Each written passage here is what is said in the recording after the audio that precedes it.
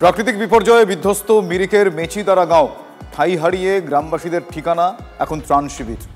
Community kitchen চালু করেছে GTA. TV9 বাংলায় ভয়ানক অভিজ্ঞতার কথা শোনালেন গ্রামবাসীরা। শোনাবো আপনাদের।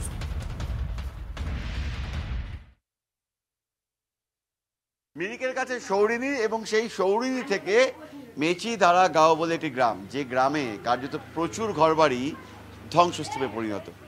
এলাকার বাসিন্দারা এখন আশ্রয় নিয়েছেন রিলিফ ক্যাম্পে। এটা সৌরিনীর ওই কমিউনিটি হল, যে হলকে আপাতত রিলিফ ক্যাম্পে রূপান্তরিত করেছে সরকার। জিটিএর তরফে কমিউনিটি কিচেন চালু করা হয়েছে। এখানেই অন্তত 40 মানুষ আশ্রয় নিয়েছেন, যারা তাদের ঘর থেকে সেভাবে তেমন কিছু নিয়ে আসতে পারেননি। बहुत बारिश हुआ और शाम जब 3 बजा हम सोया हुआ था, अचानक पत्थर आया। अचानक पत्थर आया। वो पत्थर हम तो ऐसे नींद से आँख खुल गया वो पत्थर का आवाज़ सुन के।